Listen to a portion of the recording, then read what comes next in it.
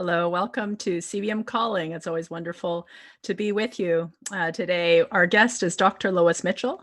Lois is a good friend, and Lois is the Director of International Studies at St. Stephen's University in New Brunswick.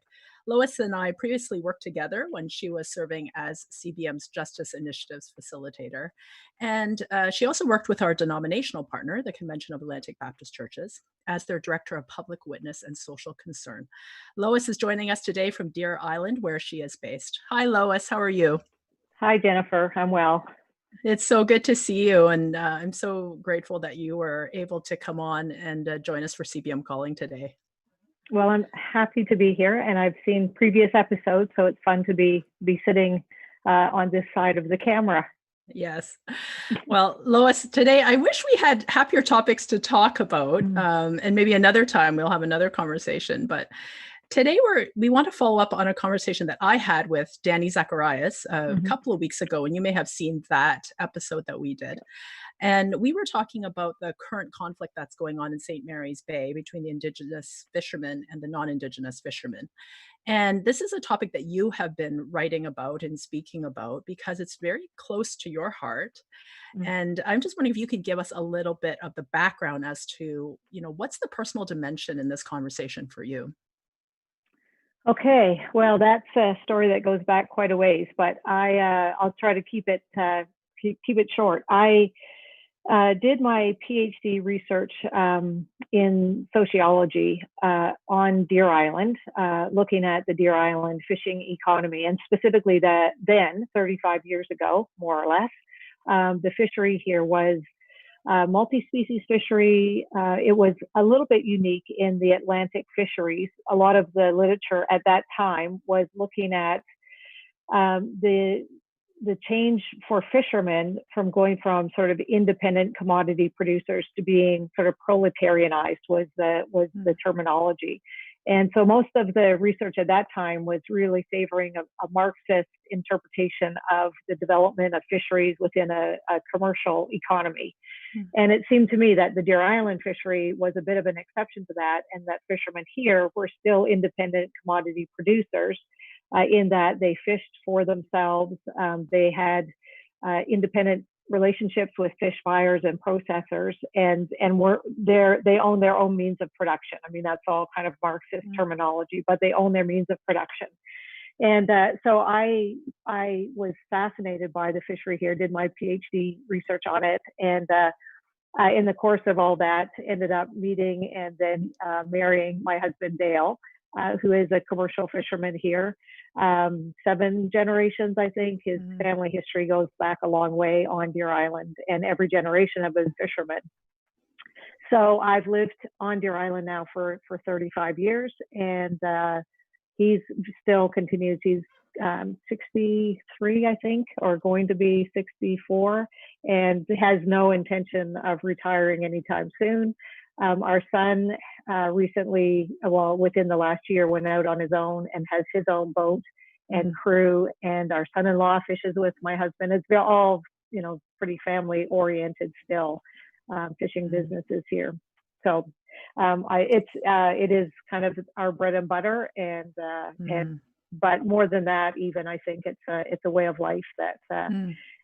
Lots of people, it just would be hard to imagine it if you don't live in a rural community or a fishing community, but very, very much a way of life. So this issue is very close to home for you, as you've pointed out. And one of the things that I found very interesting, very astute of you to point out, is that the government has changed the terminology around the non-Indigenous fishermen to call instead of saying traditional fishermen or family fishermen, to call it commercial fishermen, which has a whole other connotation, doesn't it, when you use the word commercial? What do you see as being the danger in this kind of change of terminology? Yeah, so I think, technically it's not incorrect, because fishermen like my husband and thousands of others in Atlantic Canada are fishing commercially, in that they are fishing to sell the product and to earn a living, a livelihood. But where it's a little bit more confusing is I think commercial kind of leads people to think more corporate, and there is a corporate fishery, like in the lobster industry in Atlantic Canada. Clearwater is a company that owns the entire offshore lobster ground from, I think it's 50 miles or 75 miles to 200 miles. And it's one company owns all of that. So that's a corporate fishery. And the inshore fishery here, fishery organizations in particular are pushing the government really hard to enforce regulations which are currently present, that the owner of a vessel, the owner of a fishing boat has to be the operator of the boat. And that's to prevent corporate incursion into the fishery. And it hasn't worked all that well. So there are a number of trust agreements where companies will form an agreement with a person who wants to get into fishing but can't afford to buy the license and boat to get in. And so they form trust agreements. And that's sort of the corporate fleet. And it's very different than the independent, the guy who owns his own boat and license and is out fishing to make a living. So I think if I'd thought a little bit more about that when I wrote a perspective piece and sort of highlighted that, and I got some pushback, which I do understand. And I think if I'd thought that through a little bit more, I would have either addressed the likelihood of pushback or avoided even raising that. But from an Indigenous perspective, traditional has similarly, I think, to where I would say traditional fishermen, for Indigenous peoples to talk about traditional has a very special meaning for them.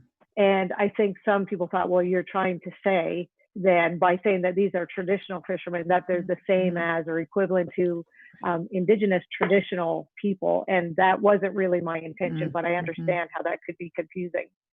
So the language we use is very important and problematic. Definitely. Well, and when you say family fishermen compared to commercial fishermen, I mean, there's such a different connotation, isn't there? Yeah. I mean, in our minds, when you say commercial, we think of the big, huge corporations, as you say, right, that have cornered the market on something, as opposed to what you're talking about in your own family, 7 generations of, fishermen within your husband's family, right? That has a whole different image. When we say family fishermen, that's kind of what we think of, right? As something that's passed on, a tradition that's passed on in your family. Lois, one of the reasons we wanted to ask you to come on is because, well, first of all, you're, as I told you just prior to starting, you're the most well-researched person that I know. I know you don't enter into conversations lightly, and you always do your homework to have a fair and balanced view on any issue. And that's why you have held the positions that you have held within Canadian Baptist Family and in your current position at St. Stephen's, because you do your work on making sure that you have a balanced view. And this is such a complex issue, isn't it? Like earlier today, we were just saying that the media wants to have kind of villains in this, and they want to portray certain groups as being the bad guys and, certain groups as being the good guys. And probably the reality is there's a whole kind of area of gray that is probably not what people want to discuss as much. They want to kind of just grasp onto the easy things.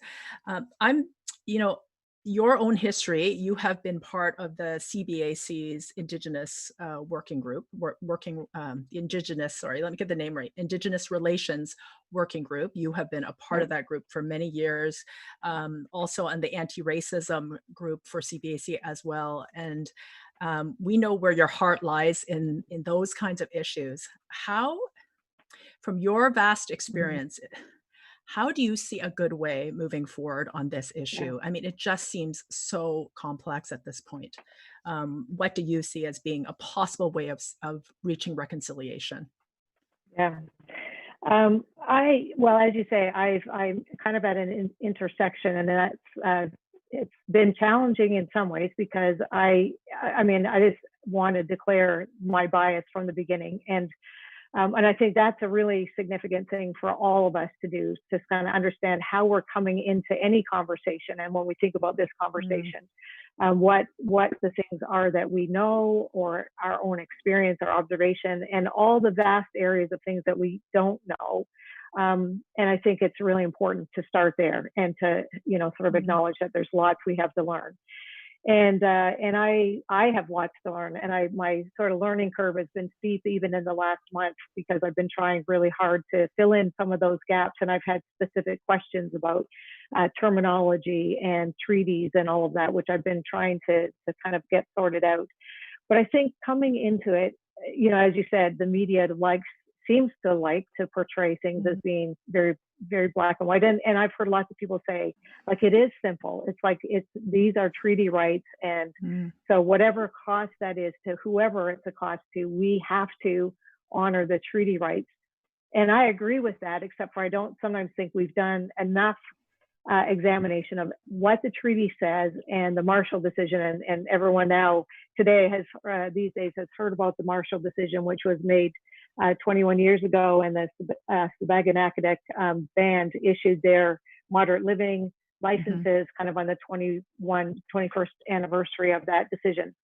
But a lot of the confusion, I don't know whether to sort of talk about process or talk about where I am in my thinking, but a lot of the confusion, I think, has been around the Marshall decision and how the Government of Canada, through the Department of Fisheries and Oceans, has attempted to, well or not well, but has attempted to honor that decision. And it talks about 3 ways that Indigenous peoples can be involved in the fishery. So there's a food, social, and ceremonial fishery, and that's FSC, food, social, ceremonial.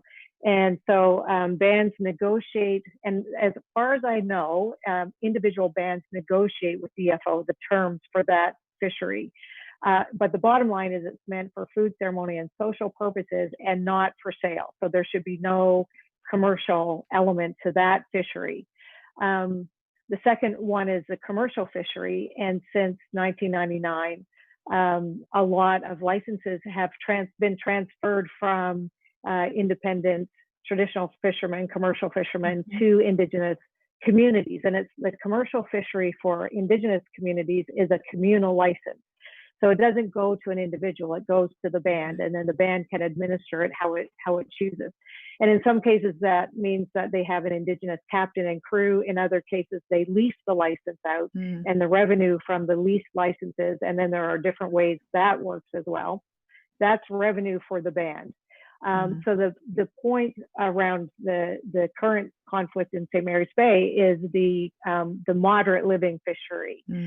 And I understand, I think, that the federal government, is possible when they created a way to bring Indigenous bands into the commercial fishery, their intention was that would satisfy the moderate living component of the Marshall decision. But I think now Indigenous communities are saying, no, that's not satisfying the moderate living component, because the benefits of that are communal benefits. They aren't for individual moderate living. So that's kind of the point. When the traps were set in St. Mary's Bay from the traditional fishermen, commercial fish, I'll say commercial fishermen for now, and by that I mean the non-Indigenous fishing fleet. When they see those traps being put in St. Mary's Bay, from their perspective, those are illegal traps being fished out of season. And to understand that, there's a long history of DFO regulation of all the fisheries. And I would say there isn't a fish of any kind taken out of the East Coast waters that isn't accounted for in some way, or when it's legal, it's accounted for by DFO. There are very strict, tight regulations on fishing, except when they're not, which has been a problem. And it's a problem not just with Indigenous fishermen, but there are non-Indigenous fishermen that occasionally fish out of season. And I think for at least 3 years, the fishery organizations in St. Mary's Bay have been hounding DFO to say, you've got to control the illegal fishing out of season. And it's been very politically delicate, complicated. And my sense is that DFO has tried to back off from enforcing that in order to work with and negotiate with Indigenous bands. And I'm sure there's so much that I don't know about what's happening on the ground, but that's kind of the context. That's where it's coming from. So I think many people are saying on both sides, both the fisheries organizations and the representatives of Indigenous communities, that their problem really isn't with each other. I mean, it looks like it is because you watch the video footage from the media, Yes. and there's standoffs, and there's, like the violence that has been happening in the last few weeks. It looks like it's Indigenous fishermen against non-Indigenous fishermen. But they're both calling on DFO to, to do their job, to step in and to provide direction. And yeah, so that's a whole complicated thing. The media, I feel, I've been a little disappointed in the media coverage, because it seems to me that it hasn't been very nuanced, and it seems very one-sided, and a lot of assumptions and implications are made that I think they could be doing a bit more digging, like just journalistic investigation to find out. And I see a little bit more happening now, but it's still, like, I would say 10-1, kind of a bias in favor of Indigenous fishermen. And this is where I find it really awkward, because I want to be an advocate. I am an advocate for truth and reconciliation. I'm an advocate for the resolution that our convention unanimously passed, of which I was part of formulating it and presenting it. And I think you were there at our assembly when we presented that. And I'm adamantly, like, I am, like, without reservation in favor of us living according to those commitments that we made. But I think it gets complicated when we don't understand the context within which this particular issue is rooted. And again, I don't claim to understand all of the nuances, but I know enough to be thinking, like, I'm a stickler for truth, and I want it to be truthful on all sides. And I'm also a peacemaker. By personality and by birth order, I sometimes say I'm a middle child of 5. I am a peacemaker. So I want people to be seen and heard. I want everyone's kind of rights to be respected. And I know that even the term rights is problematic these days when we talk about rights, and we're living in a very rights-oriented society. So we have to be a little bit careful how we use that. So do traditional fishermen who've been, generations making their livelihood this way, do they have any rights? And from one perspective, the answer is no, they don't. They have a privilege to fish, which is bestowed upon them by DFO, whose job it is to manage, to steward the resource, so that the resource itself and the communities on which it relies are sustainable into the future. And of course, Indigenous fishers and Indigenous communities, like the whole 7 generations before and 7 generations after. I mean, that is sort of a particular Indigenous worldview, but it's not, I would say traditional fishermen here would have the same kind of perspective and allegiance to the resource and to the land and the way of life. And that's one of the sad things to me, is they have traditional fishermen and Indigenous communities have so much in common. And yet this issue is just putting people at loggerheads. So I would love to see the federal government take a better role, a more proactive role. But, like, there was this debate last night, and a lot of that is posturing, it's like wanting to say the right things and make, and, like, really appearances aren't very helpful. Like, it's the reality, it's what's happening that is really important. And so every time the cameras are rolling and people are trying to come out to be on the right side of an issue, it's very hard for there to be, an atmosphere of truth telling and real respect and appreciation for one another's perspectives. And so I would love for there to be ways that we can engage in that kind of helpful, informed conversation. And that's what I would love to see. And I think we're at such a deficit right now, because the tempers are, put any people into a crowd. Sociologists talk about crowd behavior. People will do things in a crowd that they would never do individually or in another context. And not to in any way excuse violence on any side. Violence is not helpful, but as I said in the perspective piece, the unfortunate truth is, and I've heard this from both sides, that seems to be what gets the government's attention. Like, if there's some sort of display of violence, the media is all there, and the government's, like pushed to a place where they have to, do something. So I think there are lots of people on the ground who say, well, this is, we don't want to, we don't want to participate in this.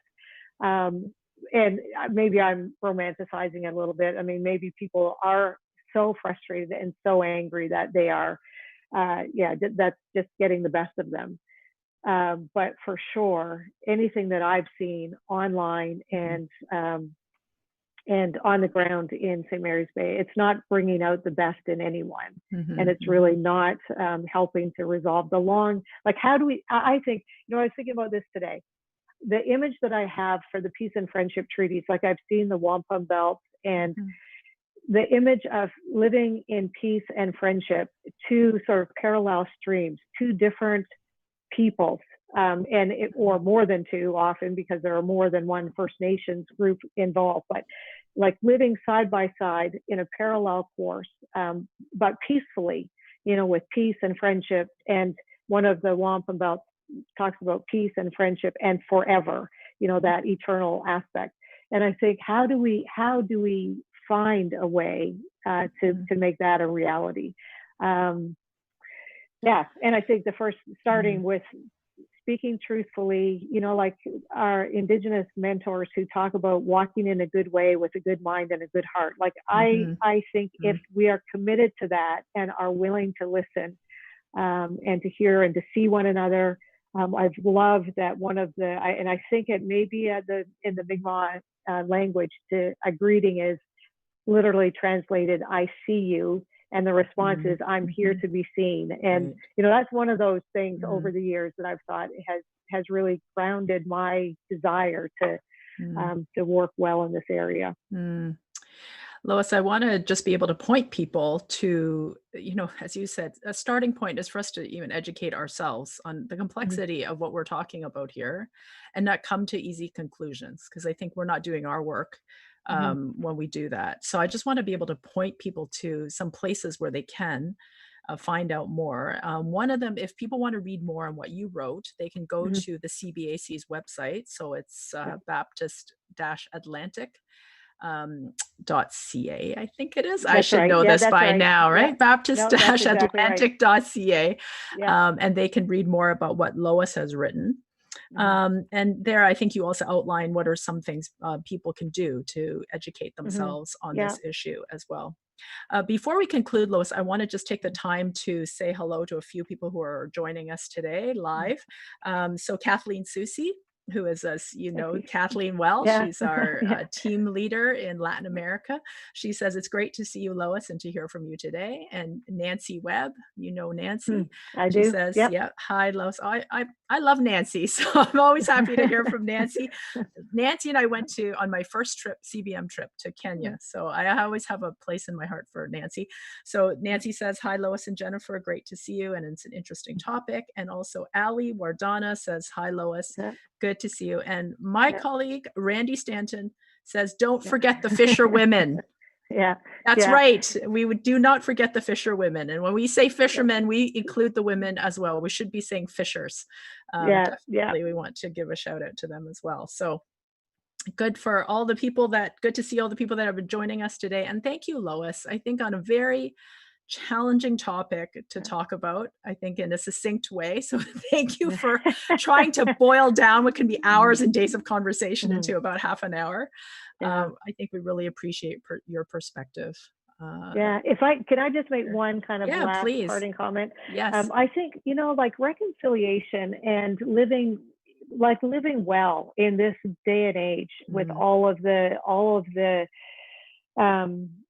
political correctness and all of the challenges, good challenges. I mean, we're so fortunate to live in a time and a place where we have the challenge of living well with diversity.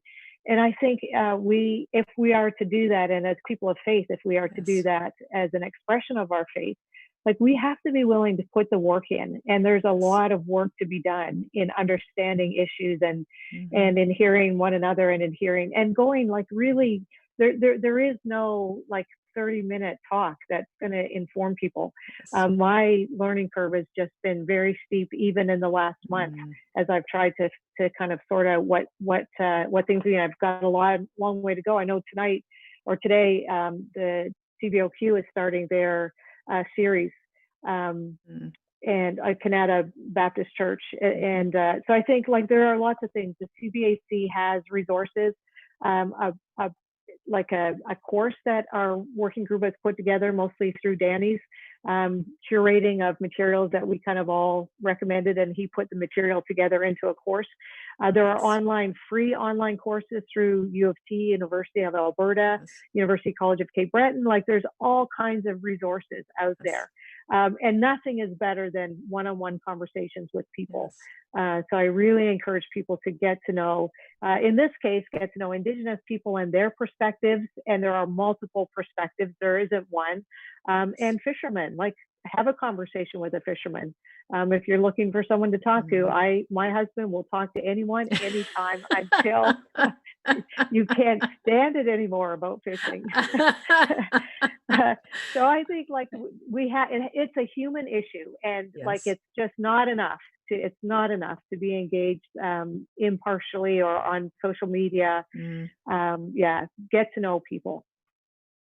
That's great advice, Lois, and we will end it there with that great piece of information.